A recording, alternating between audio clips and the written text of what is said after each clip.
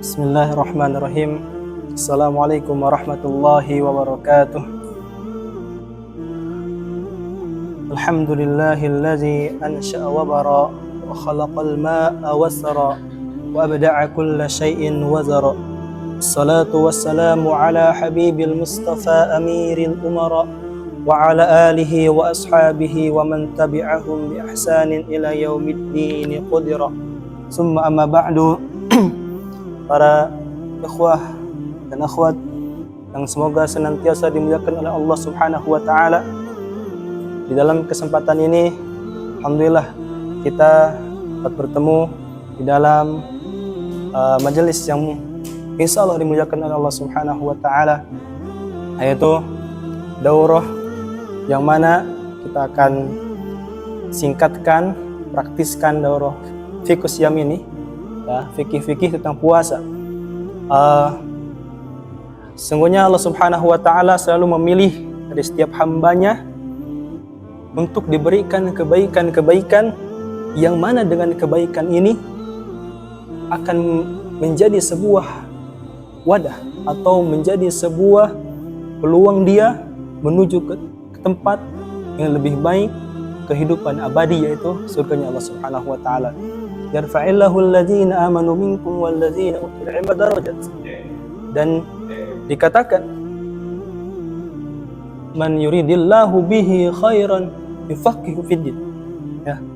Ciri setiap ketika seorang hamba itu diberikan kebaikan-kebaikan di dalam kehidupannya, diberikan kebaikan dalam dirinya, yufaqihu fiddin. Allah berikan pemahaman-pemahaman agama sehingga dengan pemahaman itu diamalkan untuk mendekatkan diri dalam ibadahnya kepada Allah. Maka inilah cara-cara terbaik untuk mendapatkan kebahagiaan, yaitu jannahnya Allah Subhanahu wa taala.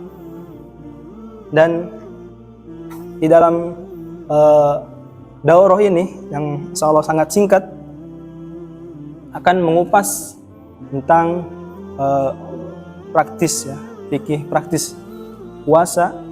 Ada beberapa referensi kitab yang akan kita bahas.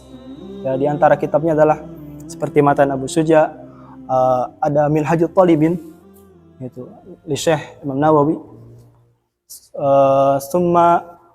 Kemudian ada kitabnya Taudil Ahkam, sarah dari kitab Bulughul Maram.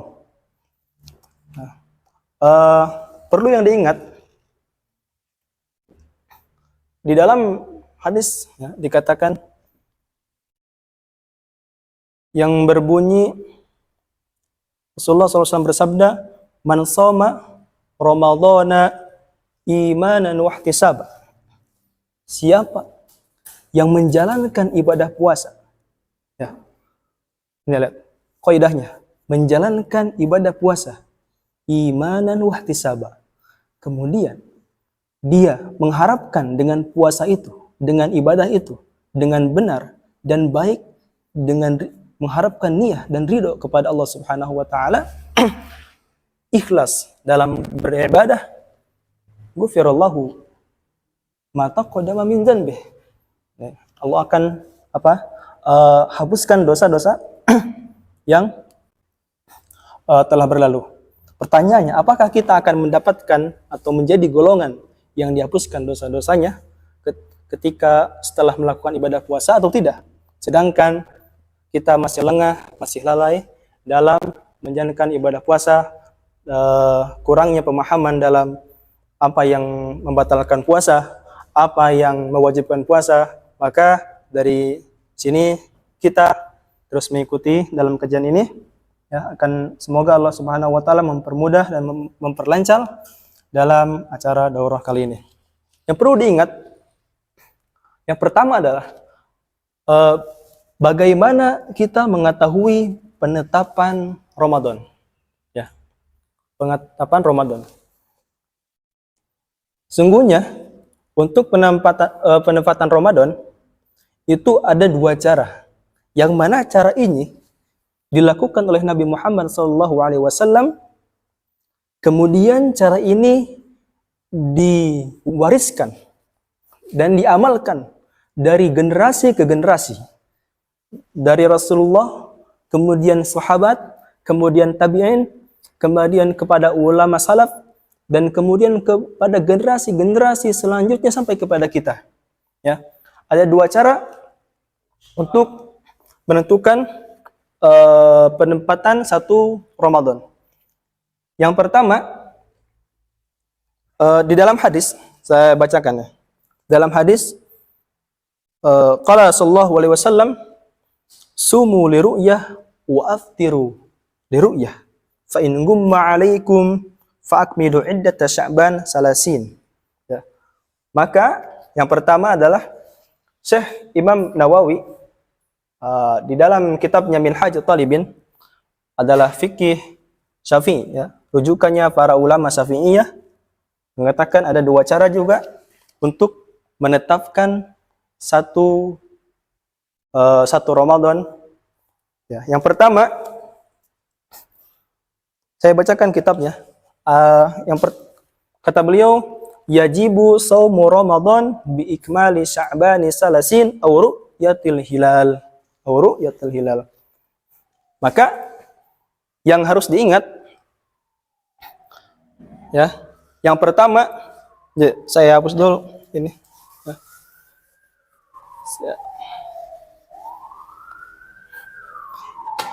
Ini harus diperhatikan baik-baik, ya. Ini untuk kita semua. Baik. Yang pertama adalah untuk menentukan satu Ramadan adalah dengan ru'yatul hilal, ya, ru'yatul hilal, atau dengan, kalau bahasa kita itu melihat hilal. Kapan dilihat hilal itu? Hilal itu dilihat pada tanggal 29 bulan Sya'ban.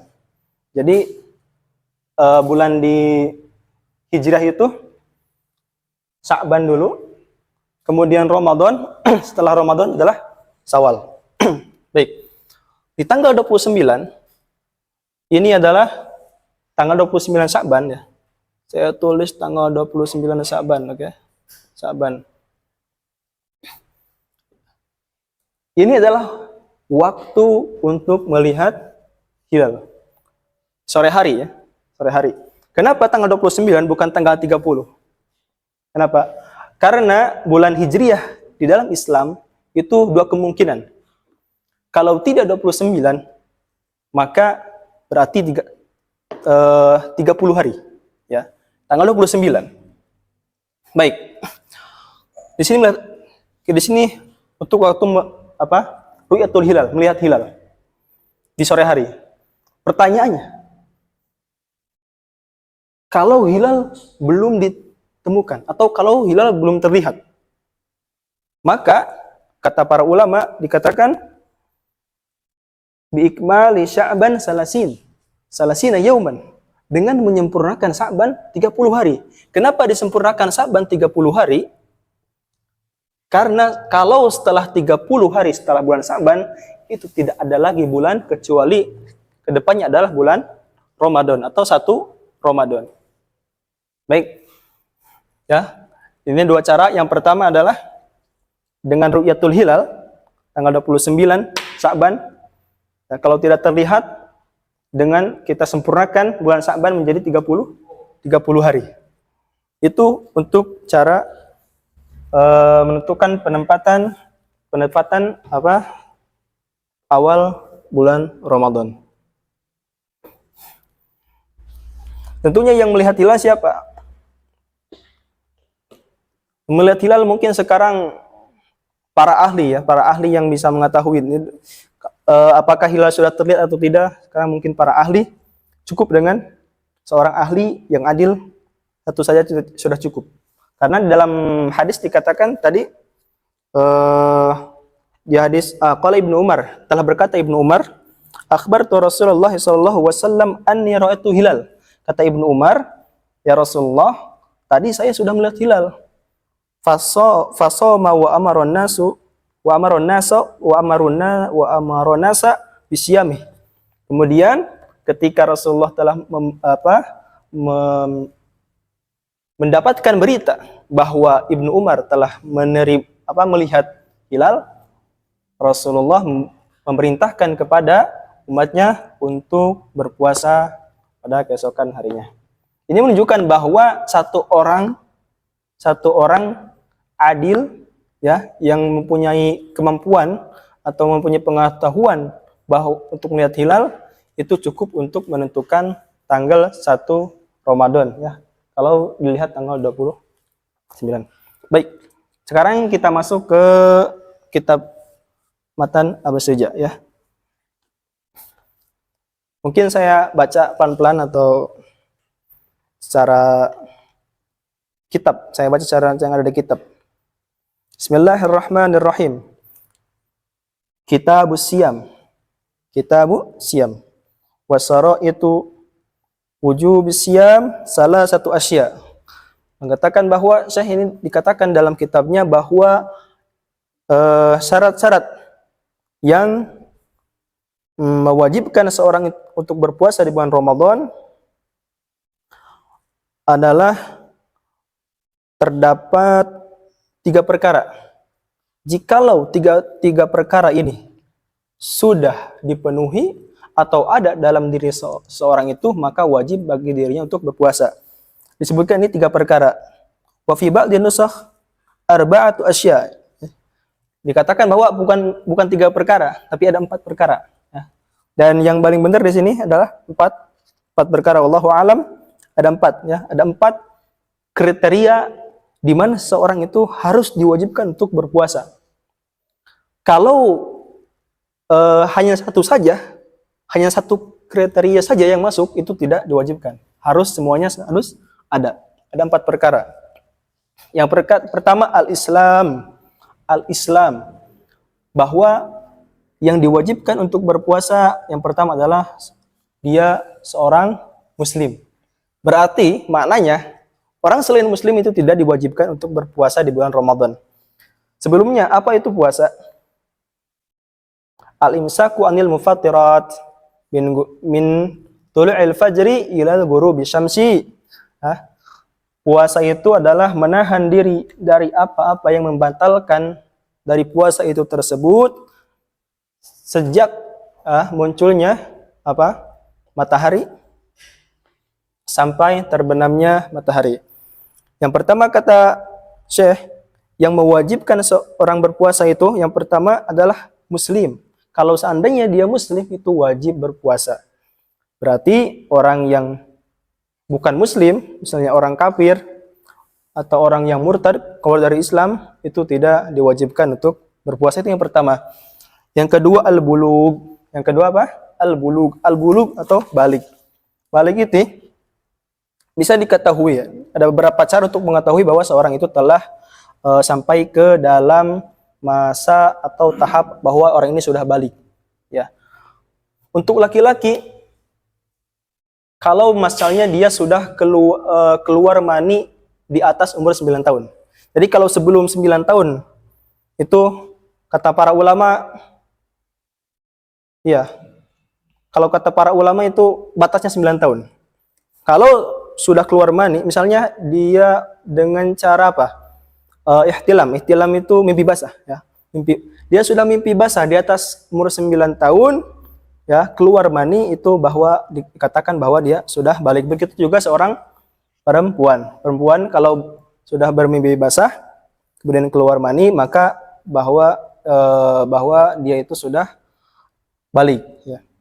Karena bagaimana untuk mengetahui bahwa ini itu mani atau apa? Mani atau air kencing misalnya. Kalau habis tidur. Ciri-ciri mani itu yang pertama, ketika keluar itu ada hentakan. Kalau muncrat gitu. Itu ciri yang pertama. Yang kedua, keluarnya itu ada kelezatan itu ketika keluar. Yang ketiga, lihat dari baunya misalnya. Baunya itu seperti hanyir ya. Hanyir itu seperti putik bunga matahari. Itu kalau dicium itu, bau hanyir aneh. Itu cirinya bahwa yang keluar adalah mani. Begitu juga dengan perempuan. Tapi kalau perempuan tidak seperti laki-laki ya. Kalau seperti ada yang hentakan yang keras. Ya, kalau perempuan kalau sudah terlihat sifat mani misalnya dari segi warna atau dari segi kentalan, segi bau ya. Kentalan mungkin seperti apa, susu atau kental manis atau gimana ya. Baunya seperti hanya tadi, itu berarti mani ya. Tapi kalau orang tidur nih, terus bangun, basah, enggak bau hanyir, enggak kental, tapi bau pesing, apa tuh? Hah? Berarti dia ngompol, itu bukan keluar mani. Itu yang pertama ya. Dikatakan bahwa dia seorang itu sudah balik, laki-laki atau perempuan keluar mani di atas umur 9 tahun. Ditambah lagi kalau perempuan head di atas 9 tahun. Kan pertanyaan gini ya, masalahnya dia enggak head, dia enggak keluar mani. Ya, terus gimana? Kapan batasnya dia itu sudah dikatakan balik? Ya, dikatakan oleh para ulama bahwa batasnya adalah umur 15 tahun. Nah, hitungan di sini itu hitungan hijriah, bukan hitungan masehi. Itu harus diingat, hitungan hijriah. Sekarang ada aplikasi atau web ya, atau situs ya, untuk menentukan kita itu lahirnya di bulan apa dulu. Misalnya teman-teman nih nggak tahu nih lahirnya di bulan apa atau di tahun berapa, dari segi hijriahnya itu bisa dicek nih Google, ada caranya. Baik. Itu yang pertama. Yang kedua, dari yang mewajibkan seorang berpuasa, yang pertama apa? Ya, tulis saja ya. Baik.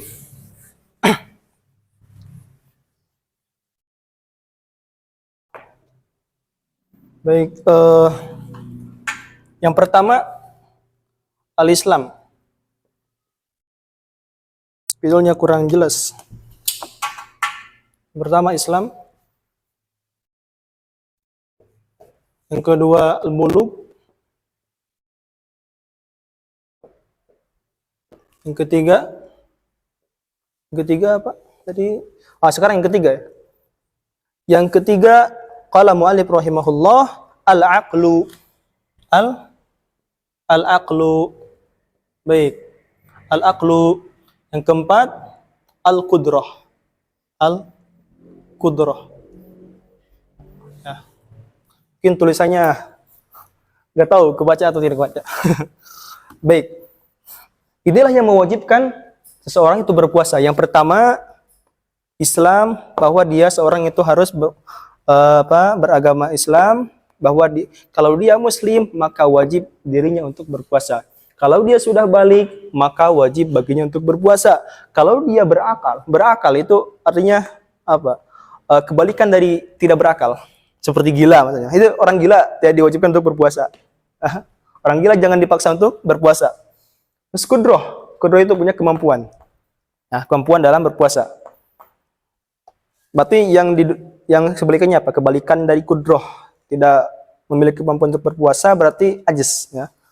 Dia mungkin sudah tua misalnya, atau pikun mungkin, atau ya. Yang penting dia tidak memiliki kemampuan untuk berpuasa. Mungkin kalau tidak minum selama 2 jam merasa haus. Dan kalau tidak dipaksakan untuk minum, itu akan membuat bahaya bagi tubuhnya. Baik. Sekarang pertanyaan, dia muslim. Balik. Dan dia juga memiliki akal, tapi tidak punya kemampuan. Apakah diwajibkan untuk berpuasa? Tidak. Kenapa? Harus terpenuhi semua syaratnya. Ya. Dia udah balik, dia berakal, dia memiliki kemampuan untuk berpuasa, tapi bukan muslim. Maka tidak diwajibkan untuk berpuasa. Karena syaratnya harus terpenuhi yang 4 ini. Yang pertama, dia muslim, berakal, ya, sudah balik, dan memiliki kemampuan untuk berpuasa. Itu yang mewajibkan seseorang berpuasa. Baik. Ada yang terlewat tadi. Ini pembahasan yang sangat penting sekali. Ini yang terlewat tadi. Ya, maaf. Baik. Saya akan ulangi. Ini pembahasan yang sangat penting. Tentang penetapan 1 Ramadan.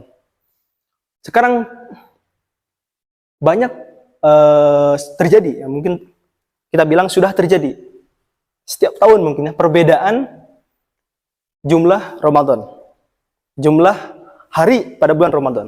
Misalnya gini, Indonesia, Indo aja ya, Indo. Misalnya di Indonesia itu kita berpuasa selama 29 hari. Baik, selama 29 hari. Malaysia mereka berpuasa berapa hari? Misalnya 30 hari misalnya, ya. Karena setiap tempat itu ada matlaknya masing-masing. Jadi ya kita berpuasa sesuai dengan tempatnya masing-masing. Baik. Ada masalah di sini.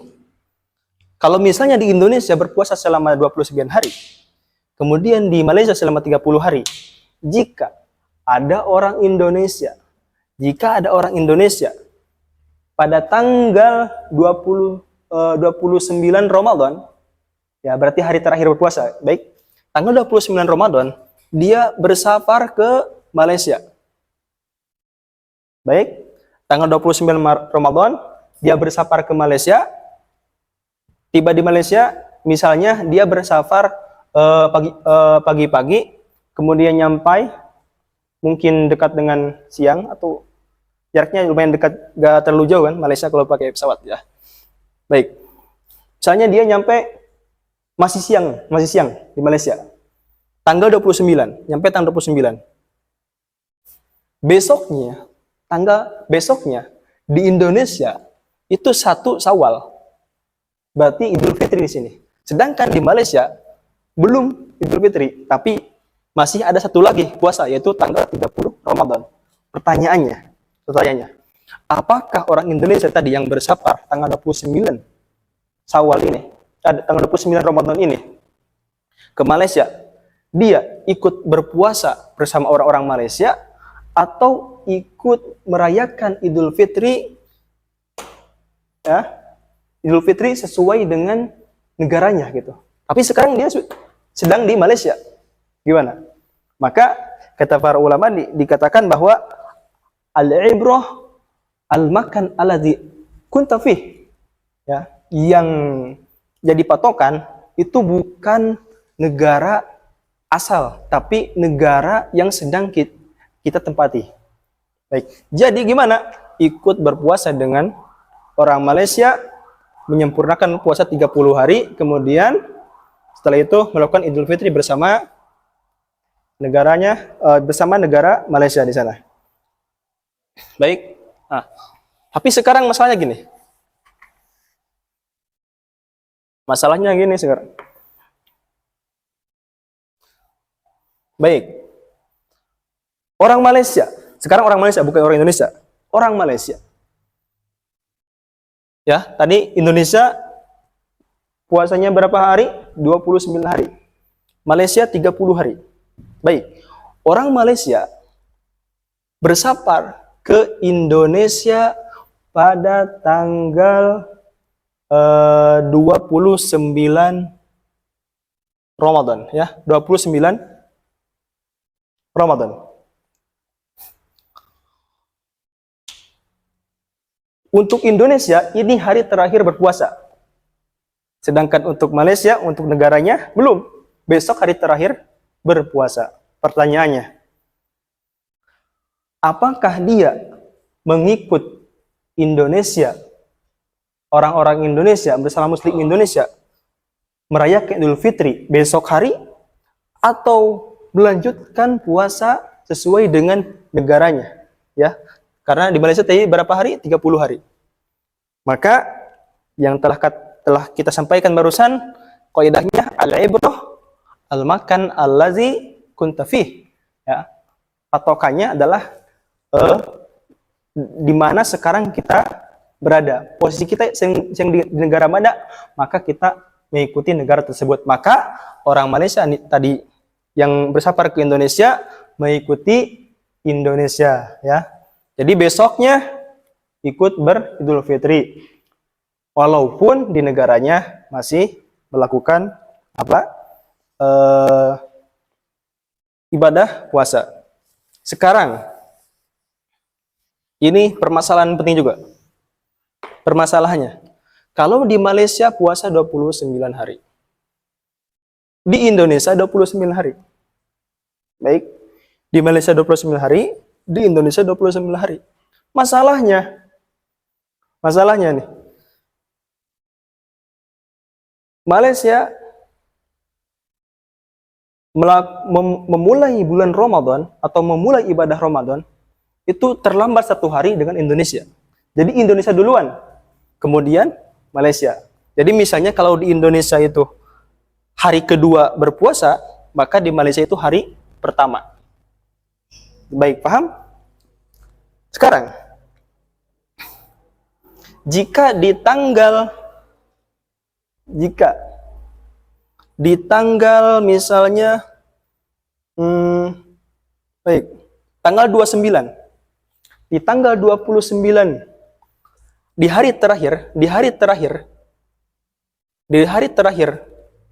di Malaysia, baik, seorang dari Malaysia bersafar ke Indonesia pada tanggal 29 di Malaysia. 29 puasa hari terakhir di Malaysia. Baik, bersafar. Kalau dia bersafar di tanggal 29 di Malaysia, berarti di Indonesia sekarang gimana? Sudah Idul Fitri. Baik, sudah Idul Fitri. Sudah Idul Fitri. Sudah selesai karena maju lebih awal puasanya. Baik. Apakah ikut Idul Fitri dengan Indonesia atau melanjutkan puasa mengikuti negaranya? Tapi sekarang di Indonesia, maka kata para ulama ikut Idul Fitri dengan orang-orang Indonesia. Terus kemudian kenapa? Terus kurang dong di 20 hari, jadi 28 hari. Ya, kurang 28 hari. Maka setelah ibadah Ramadan, jadi setelah Id, maka mengkodonya 1 hari. Baik, tuh tadi yang kelewat. Baik. Kemudian qala mu'alif rahimahullah wa faraidus shaum arba'atu asya. Baik, fardu shaum. Ya, fardu shaum disebutkan ada 4 perkara atau 4 rukun saum. Yang pertama, kata mu'alif, an-niyah. An-niyah. Jadi di dalam berpuasa harus mengutamakan harus berniat. Harus berniat. Ya. Di dalam hadis, man lam yubayit as-siyam qabla al-fajr fala siyama lahu. Siapa yang tidak berniat di malam hari sebelum terbitnya matahari, maka tidak sah puasanya. Kenapa? Karena dia tidak berniat. Pertanyaannya, niat puasa itu setiap malam atau di awal puasa doang? Di awal puasa untuk 1 bulan. Ya. Niat puasa itu yang menjadi perbedaan, khilaf di antara ulama. Apakah harus berniat setiap malam di bulan Ramadan, setiap hari, setiap malam di bulan Ramadan, atau cukup 1 kali saja untuk 1 bulan? Maka kita dalam mazhab Syafi'i dan mazhab jumhur ulama, kebanyakan dari para ulama, mayoritas ulama mengatakan bahwa niat bulan puasa harus diulang setiap malam. Baik.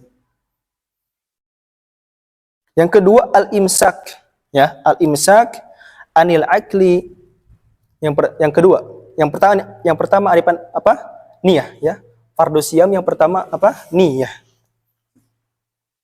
Saya tulis. Nah, ini niat ini yang bisa membedakan antara ibadah dengan adah. Teman-teman kalau sholat misalnya, sholat subuh atau sholat jam 4 lebih 30 menit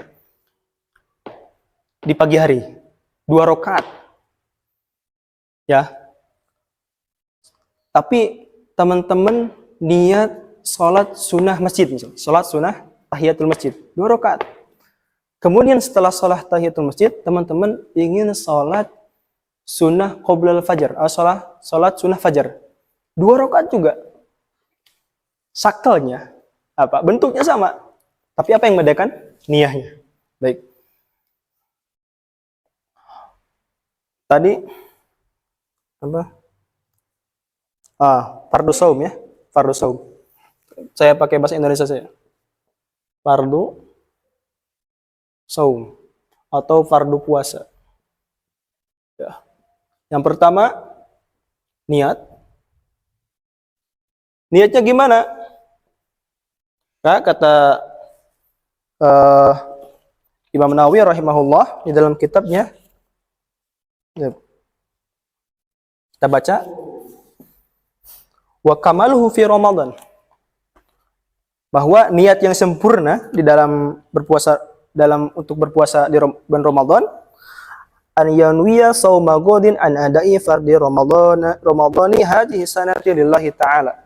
Ya, niatnya jadi nawaitu shauma ghadin an adai fardhi ramadhani hadhihi sanati lillahi ta'ala, itu paling kamal atau paling sempurna. Tapi sebenarnya kita cukup untuk meniatkan dalam hati kita nawaitu shauma ghadin an Ramadan, itu sudah cukup. Nawaitu shauma ghadin an Ramadan. Ya, di dalam hati. Ya, wa mahallul niyah. Ittafaqal ulama ala mahallin niyah. Aina? Ya. Ulama telah bersepakat bahwa tempatnya niat itu di dalam hati. Kalau dilafadzkan gimana? Kalau dilafadzkan boleh. Ya, untuk memperkuat niyah. Tapi harus dibarengi dengan perasaan di hati juga. Baik. Itu yang pertama. Fardu shaum pertama niyah. Yang kedua al-imsak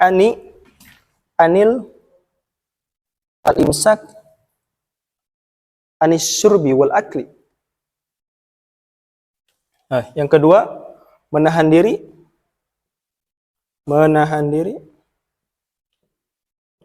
dari makan.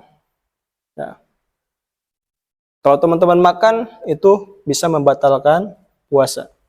Yang kedua menahan diri dari minum. Pertanyaannya,